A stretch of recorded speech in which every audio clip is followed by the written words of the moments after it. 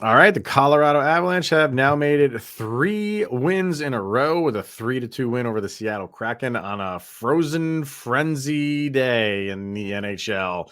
Let's talk about it. New episode of Locked On Avalanche coming at you.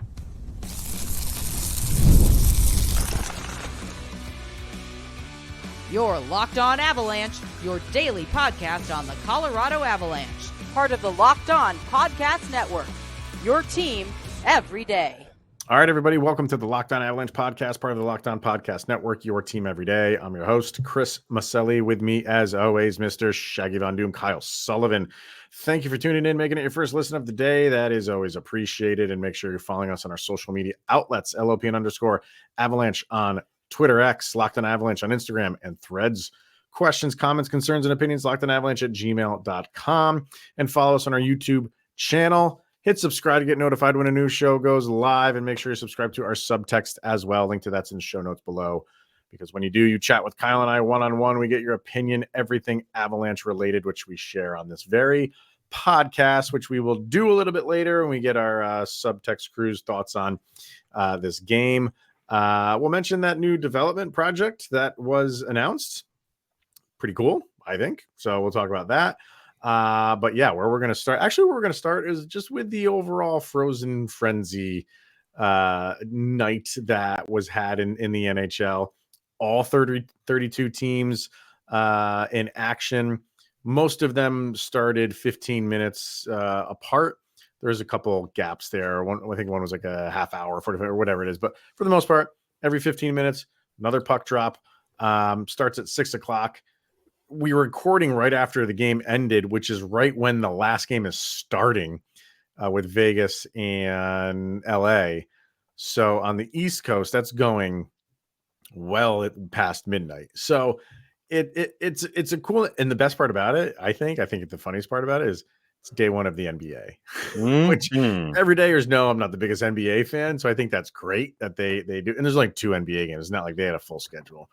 But that aside, it's cool. It's cool that you have every team playing. I want to be greedy in this and say like we should do this more in the season. Maybe we do down the road, but I think this is kind of neat.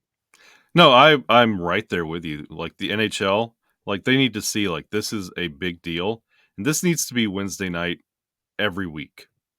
Just I was thinking about like, why don't you do this all season? Yeah, just every other day you're playing. Like, I mean, I'm being, a little bit ridiculous, but I'm just saying like it's fun. It's kind of cool. You can make like your Wednesday, like Monday Night Football is synonymous. Like Sunday, it's NFL. Saturday it's college. Take Wednesday night from 6 o'clock on. And just stagger your schedule through the rest of the week, but make Wednesday night your NHL night.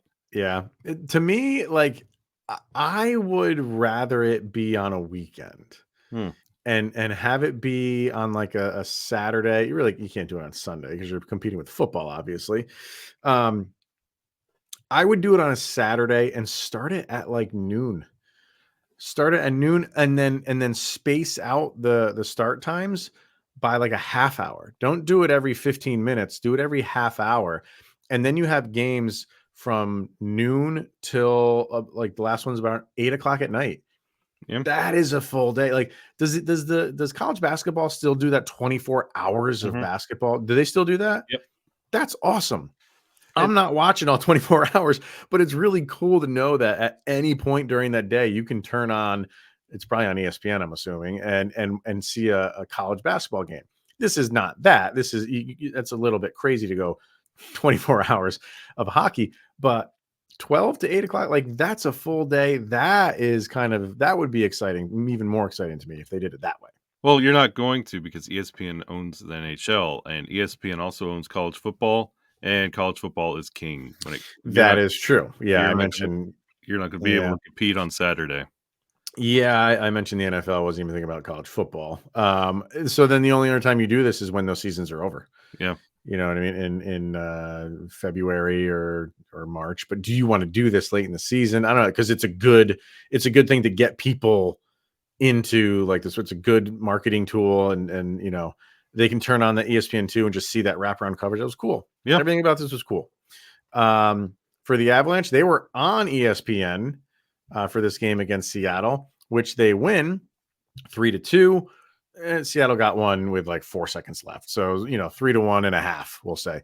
As far as this, you got 3 wins in a row for the Avalanche. So that's thumbs up.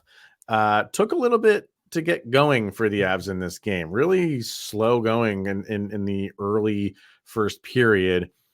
Maybe started to come out of it a little bit in the first, but they really started picking up in the second. And in the second and third was a different game. And this was them in charge. I thought Seattle played a fine game. I don't think Seattle played a poor game, but they just could not recapture what they were doing in the first. And it was the Avalanche just imposing their will, saying like, no, we're in charge here. We're not going to relent that. Justus Annunen had a fantastic game. We'll talk about him in a little bit, but overall, just general thoughts of the game.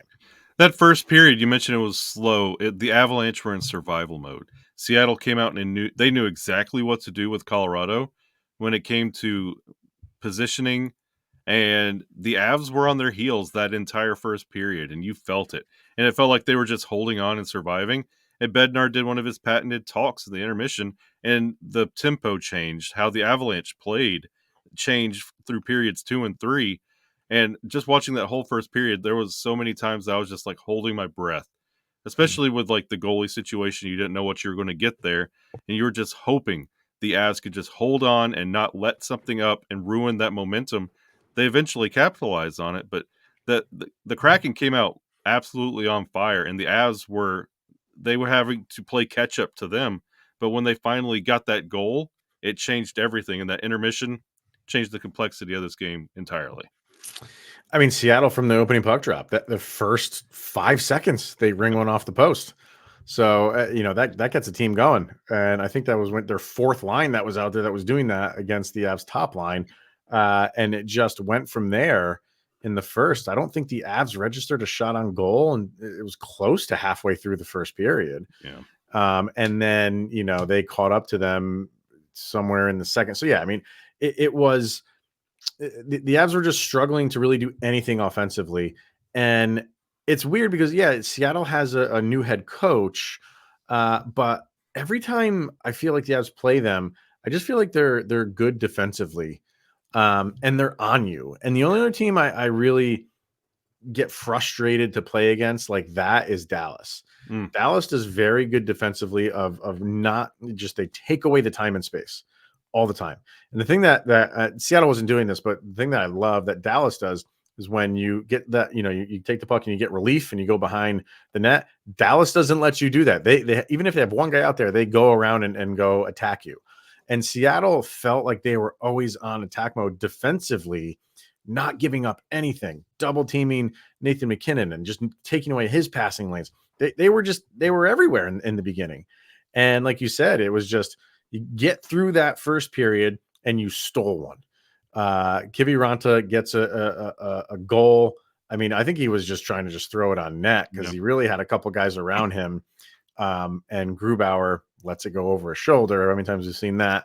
But it was, and I said this on X, like it felt like the opposite of Avalanche periods where the Avalanche play a really good period, but they're down. They give up a goal. It was the opposite. Seattle played a really good period, but they were the ones down, which was nice to get that you don't really get that too much. And then the Avalanche just kind of built on that. I'm sure Bednar, made some adjustments. And from then on, it was just a slow progression of the Avalanche just taking command of this game. And you saw it. You saw it right in front of your eyes. It was slow, but they eventually got there. And once they tilted the ice in their favor, they never gave it back, which was really good to see that too.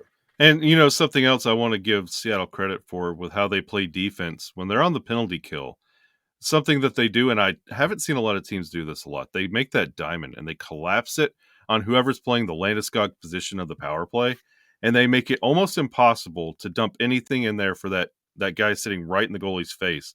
And it forces the Avalanche to play cute, where they're having to pass around and try and find that open shot, which really doesn't happen much for the Avalanche. And I thought that was a brilliant game plan for Seattle. And eventually the Avs started getting some 5-on-5 goals going. And of course, Nathan McKinnon at the end with that goal to put them all the way ahead. But I thought that was really good, and I know we're about to start talking goalie in just a minute, but the defense with Taser back, night and day. Absolutely. Josh Absolutely. Manson was a man possessed, and I think this was his best game of the year. And Sam Girard wasn't too bad either. He wasn't that great, but Josh Manson was stellar. I thought Gerard was fine. I thought all defensively they were good. You had some turnovers here and there, but no harm, no foul, basically at this point. So, excuse me. Yeah, we'll why don't we get our first break in? We'll kind of talk about individual players, and then kind of go from there. So we'll get our first break in when we come back. Obviously, Justus Annunen talk is on the way.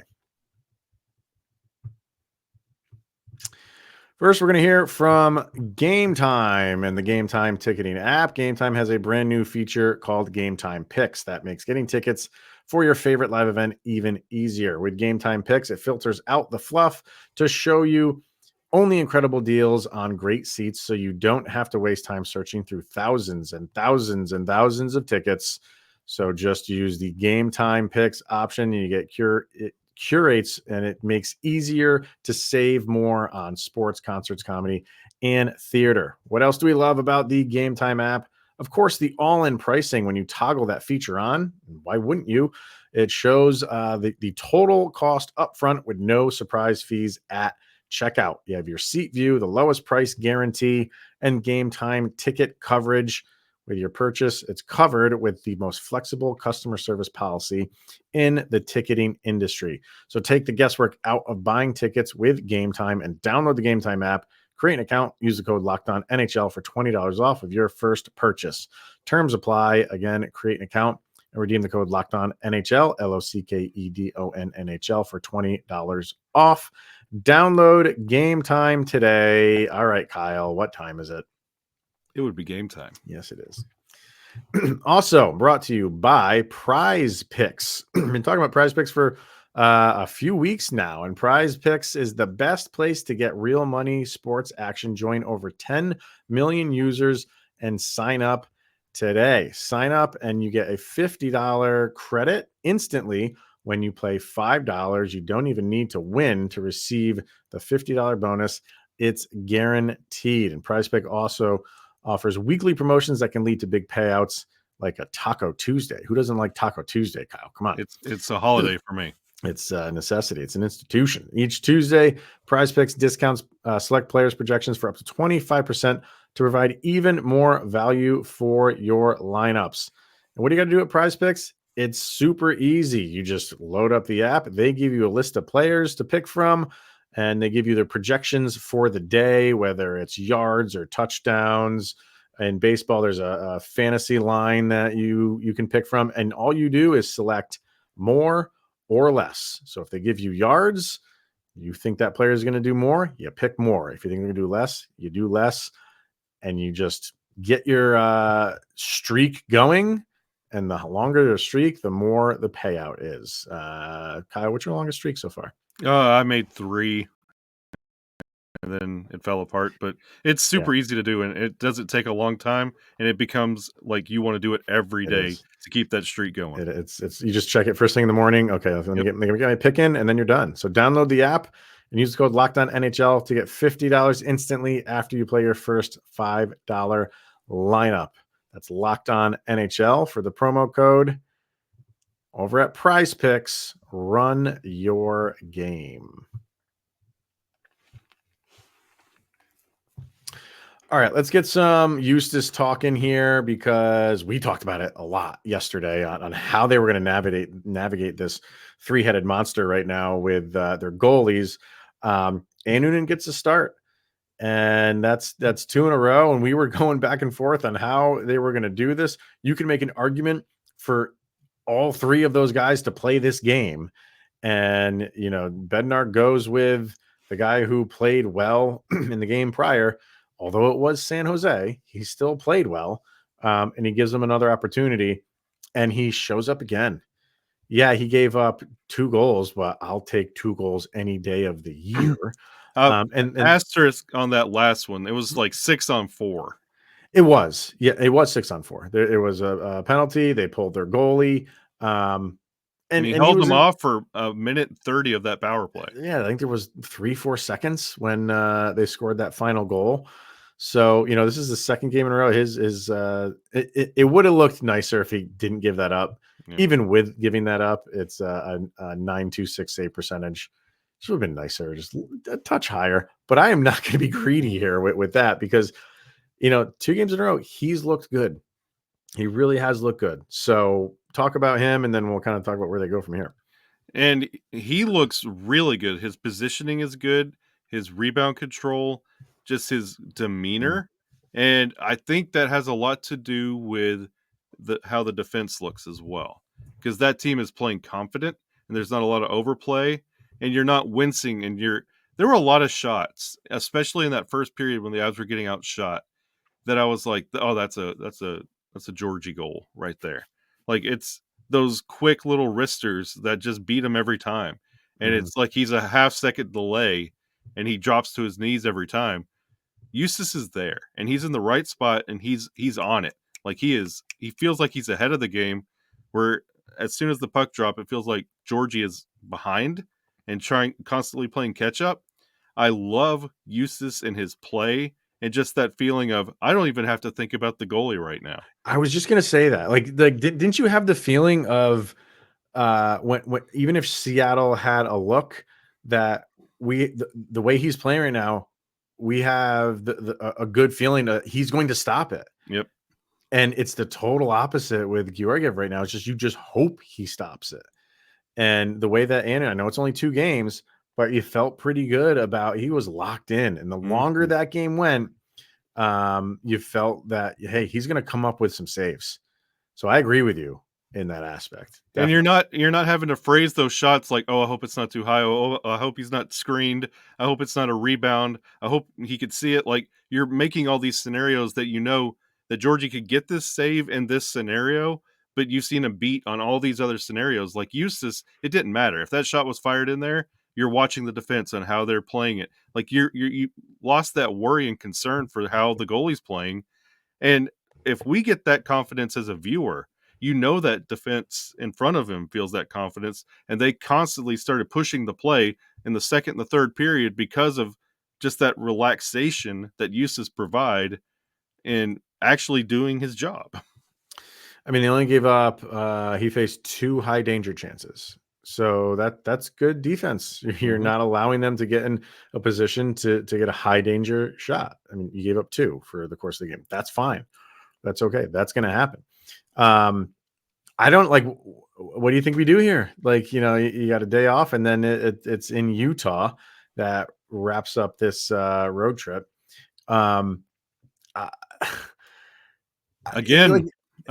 Yeah, I'm kind of with you on that. Like, if you're Jared Bednar, like, you're not in the business. You're in the business of winning games. Like, you're not in the business of coddling anybody. I'm not saying he's doing that. But he did say at the beginning of this road trip, he thought Kakkonen was going to get a game here. But things can change. Yeah. And you've had a guy who's played 2 very good games. I feel like you got to go to that well again, man. I do. I don't feel like you've got to get Kakkonen in just because. You gotta win some. If you had started off the season and you're 7-0. Maybe you do that. Yeah. But then again, I don't think you make the move to bring him in to begin with. But I know I'm just, talking to the wind right now. But I think if you're in a better position, and I know there's a long way to go and all that stuff, but you got 3 wins in a row. You want to keep that momentum going. And if he's the one that's played the 2 games, 2 of those 3 games very well, I do, man. I'm with you. I think you go to him again, and I'm not saying he's going to do that. I have no idea what he's going to do. He very well might play Kakkonen and see what they have there. But Anunnen is how we always say, you ride the hot hand with any position. I know it's just 2 games, but it's a very good 2 games. So I'd put him back out there. And I want to say the quiet part out loud, just because it needs to be said. I think the goalie conversation needs to be between those 2 names. I think Georgie needs to sit for a little bit. Because it's bad when broadcasts are putting up he's 29th in the league, 32nd in the league. Like it's not you've done all the redeeming you could possibly do. Like, it's bad, and the team plays that bad in front of you. And Eustace is hot right now. Ride that, and if he needs a break, go to Kakinen. But it's not, when does Georgie get in there? He sits down for a while. He's showed us what, like, you played a tight game against the Ducks, for goodness sake. Like, you don't need to be doing this as the Avalanche, and you need to start winning games. One more year, a 500 team, and you start building from there. The season starts when you're a 500 team. And right now, that's Eustace, because there's confidence. He's making the right saves, and high pressure, being outshot with bad defensive lapses in front of him. He's still making the saves, and we're not having to spend a whole segment of, well, that one shot that Georgie let in, I mean, it goes in. That's a bad shot. He should have had this one. Like, we're not justifying all these shots. We haven't talked about a single shot that Eustace has saved or let in, because it's just normal goalie play, and we haven't had that to start the season. I don't know. Like, I don't know if you let Georgie sit a long period of time. And the only reason I'm saying that is because while Anunnen has played good, it is just 2 games, and he is still, young. He does not have a ton of games under his belt. He's getting there, but it's not like they're going to turn to him now. Like, this doesn't settle any debate on who your starting goalie is. I disagree. Right now it does. Right now he's your guy because he's played 2 games in a row. I don't think they're turning to Justus Annunen to get you through this season right now. I think you're going to play him more. I think, I don't want to see those Georgiev going on, 10, 12 games in a row. I think you get it split a little bit more and see who's playing better. And then you slowly progress to him. To dump it all on him right now, I think, is the wrong move to make, because you still don't know what he can do over the course of the season. I think honestly, Eustace is your 1A right now. I think that everything has flipped, because it doesn't matter if Georgie's sitting on the bench. Like, if he's getting cold, what's he going to do? We've seen him warm, and it's not great. It's not great at all. It's not starting quality in the least. Like, last in the league save percentage, 3 goals on 9 shots. Like, this is not good play. Yeah, I know. I get that. The whole 3 and 9 shots thing. But like what we were saying before is, there has been improvement with him, and I think Bednar is looking at that. I think Bednar is looking at, like, the way it started to the way that his last game played has gotten better. So they don't want to sit him while, if he's improving, and I know it's like minor improvements, and it's not like he's still not over the 900. I get all that, but if you genuinely saw improvement in him, and then just pull the plug and they're like, yeah, you're going to be sitting for who knows how long, that's not good either. Well, so they still have to get him games to see if he can get back in the flow of it too. Because Anunnen didn't look that good early in the year either, Kyle. Well, and then we're all forgetting that real quickly because how he's playing. The same could happen to Georgiev. I could tell you right now, I could see how the team plays in the San Jose game and the Seattle game compared to all the other games that Georgiev has been in there. The confidence, the deflation, just that constant having to grind. It would have been a completely different story with Georgiev and net in that Seattle game if they let up when they were getting outshot and didn't register a shot until midway through the first period, and one of those little silly Georgie goals go in, and then the heads throw back and the sticks and the deflation and the over emotion.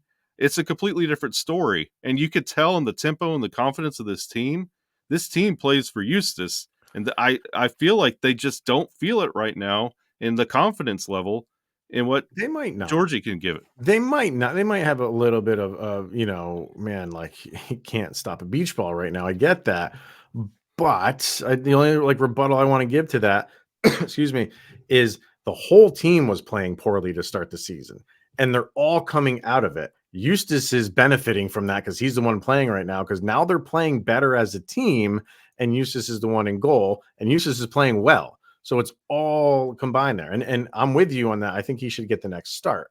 But if the team is starting to progress and start to play well, Georgiev could be a part of that too. It's not all, it wasn't all him in the beginning of the season. It was horrendous defense.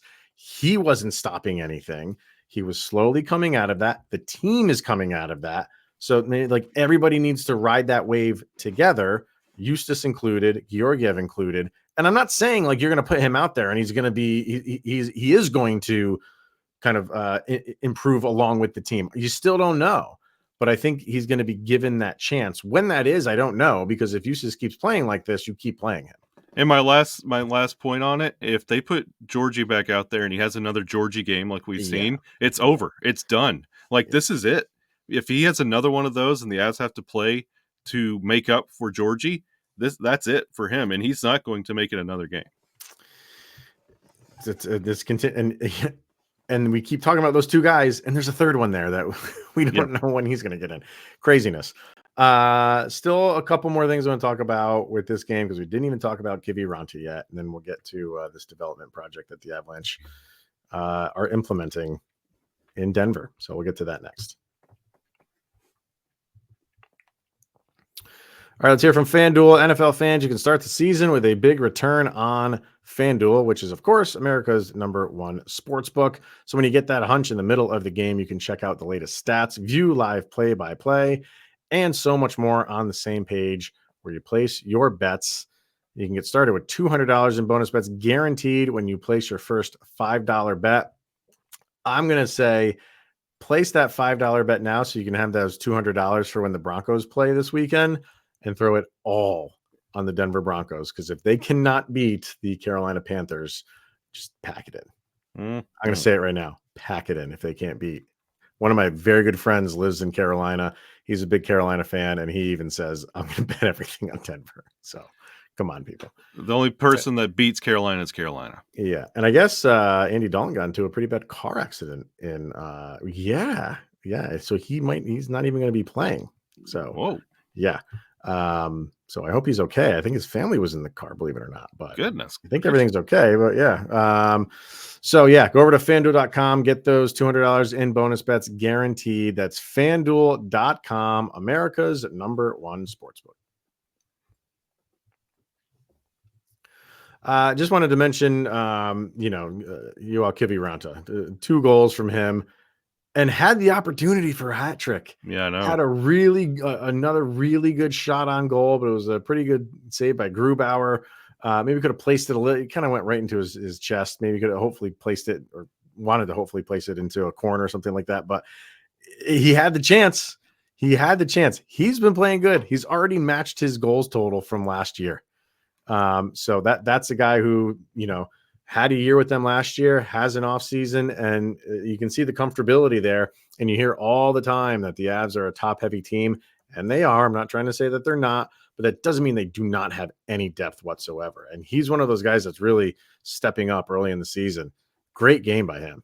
And you speak to the comfortability, like Kiviranta's got those 2 goals in the Seattle game and that beautiful forehand backhand in the last game that, honestly, it doesn't feel like he's playing out of his mind or he's like redlining. Like this is all at a comfortable pace for him, and he's confident, and he's not like acting like, oh, this has never happened to me before. This is crazy. Like this is normal for him, and I like this play out of him. Yeah, he's good, and he's good. He's a good defender, so he's a pretty solid player. So he's setting in real nice. So Colton almost had another goal couple times. He almost had a goal, but when Mikko Rantanen was offsides on that empty net goal, I was like, is this going to be, early season Avalanche where that's going to be the doom and Seattle's going to net 2 extra man goals here?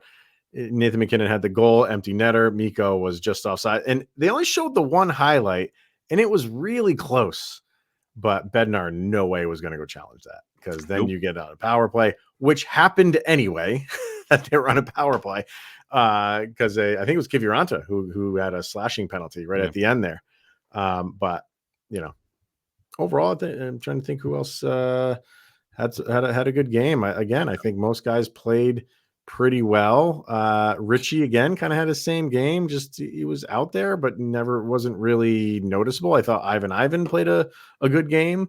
Calvin DeHaan looks great, and Josh Manson, this was probably my favorite game since probably the Cup Run playoffs. This was a great game for him. I'm with you. I thought DeHaan played a good game as well. So You like seeing this. Yep. You like seeing it. I'm going to get to a couple subtext comments. Kay says, Anunnen looked strong again. Nice all-around effort after they got going. Who had Kiviranta with 2 goals on their bingo card? And their sound check was Coming Back to Life from Pink Floyd. Can't beat that. Brandon said, good win, but like I said before, I would like to see physicality. Irish pub song by the High Kings for a soundcheck. Great No call. frills song for no frills win. So what do you think about the physicality? I thought it was physical enough. I mean, it didn't call for physicality. Like Seattle doesn't play that game, so you don't need to. Yeah, this was a cerebral game, and Seattle only had one more hit than the Avalanche, so it was mano on mano. Cody said the most memorable game so far. Yeah. The Makar haters were out in force. Anunnen stood tall. Kivy could have had a hat trick, but oh well. Although my personal highlight would be the second Avs goal because the entire arena went from booing Makar to sounding like Nazgul from the Lord of the Rings. And about those Seattle fans, like it's time to give it up. They're not going to. And I think it's going to just take on this like mythical thing where it doesn't affect Cale Makar whatsoever. And I think they're just going to do it because it's just ingrained in what they're going to do in booing him every time he touches the puck. I think it's a silly person to go after because he's genuinely liked throughout the league. Like, this is not Tom Wilson we're talking about here. Well, also keep in mind, Seattle has about 4 pages of history. This is all they have. Let them hold on to it. They need something. I get it, but it's just go after something else. And the part that kills me is like, you won that series. You won it. Let's move on. And for some reason they don't want to. Hey, hold on to it. If I was talking with some people on X about it, like, hey, well, we boo Matt Duchene. It's a different animal with Matt Duchene. And I get, people hang on to things for a little bit too long. But I'm right here, Chris. I can hear you. I think they do with the Duchene thing. I think they've held on to that for way too long. But I understand, like, that's a different thing for why they want to boo him. The Makar thing is just so silly. It was just a hit. It was a hit that he gave to a guy, and now we're way beyond it. But keep doing it if you want to do it. Then it's not going to slow him down. Nope. So all right. Those are some subtext comments there. We'll get to our sound check in a second, but just did want to bring up the development project, which got okayed in the Denver area, right around Ball Arena. So they're just going to build this brand new area right around Ball Arena and kind of just bring it up to date. And from the renderings that you see and everything like that, like, this is where sports are going. Like what Ball Arena is right now is kind of like the old school arenas for what's around it, which is nothing. So what teams are doing now are building like mini cities within cities. So it's going to be like, you can go to Ball Arena, but if you're outside of Ball Arena, there's still a party going on out there now. And you're going to have like a park out there. There's going to be probably tons of shopping plaza and stores. Are going to be more high rises for living and apartments and all. So it brings it just up into today's world that revolves around sports. It's not just the arena anymore. It's the party going on around it too. So I think it's a good thing. And this attracts players. Players want to see this stuff. And you didn't hear anything about updating the practice facility. That was going to be my point. Yeah. All right. Well, go ahead. Yep. And I've seen this happen like with my Atlanta Braves. Like, they destroyed Turner Field, historic, and went to this kind of setup around like a mini city around the park. And that's where baseball is going, a lot of football. And now you got Ball Arena is going to have a mini city around it. Wonderful, great, but we have to get the Avalanche out of Chuck E. Cheese into an actual state-of-the-art practice facility, because it's one thing to get them in there, and then when they go to practice, that's going to be another thing to keep them there. Yeah. So update that, please. Yeah, I mean, it's the way it is now. Like, if a new arena is being built, it's more than just the arena. Yep. And I get it. So I didn't see anything on how long this would take. Did you? Timelines with when we're getting stuff done with the Avalanche, don't worry about it. I know that. I wasn't going to. I mean, if they had a date there, I wasn't going to hold them to that. But I didn't see a date at all. Maybe it was somewhere that I didn't see. I didn't see a start date. I didn't see a hopefully finished by date. But In the year 2000. yeah. Okay, Conan O'Brien. All right, so let's get to our sound check and wrap this thing up. So Kyle and I always pick one song each, and some of our subtexters pick some songs already that we throw on a playlist over on Spotify. And these songs are songs that we feel like summarize the most recent game. And if you want to follow the playlist, just go over to Spotify, search LOA Soundcheck, and this one is volume number 4. What do you got for this one, sir? So on the rare occasions I get to use this song and use this band, they're such a niche band. One of my personal favorite bands of all time, Ninja Sex Party. Ooh, and wow. We're going to go Release the Kraken. Did you? I've used it. I've used this last year, I believe. But okay, maybe that's okay. Yeah, it's a great song, great band. Love Danny, but it's kind of like the Kraken is like a mythical creature, but in the music video and the song, he's really just not. And that's what the Avalanche did. Like, they had the records, they put up all these stats on how the Avs are struggling, and it's ESPN talking about the records and who's injured and who's not part of the team. And the Avalanche go out there and play good old school Avalanche hockey and walk out with a win, one win away from being a 500 team. And that leads beautifully into mine, sir, what you just said, because whenever the Avalanche play the Kraken, I usually always go Seattle grunge era, because that's just what I grew up in, and that's the greatest period of music, in my opinion. And if I'm going grunge era, I got to go with my boys Pearl Jam. And I think the perfect song for this is their song Rearview Mirror. Yeah, because even though you're not back to 500 yet, but that start, we're not thinking about. I mean, you are thinking about it, but it's not defining you anymore. Yeah, that 0-4 start. So it really is to use the song title right now. It's in your rearview mirror because you've got 3 wins and you're feeling good about those 3 wins, and you're feeling good heading into Utah to play them for the first time in their new barn. So, well, new to them. But yeah, I got to go with that. I got to go with the rearview mirror. That opening few games is behind you for now. Yeah, if you're gonna build a house, you got to start with the basement. And the Avalanche started the year building with a basement, and they are building their way out of it.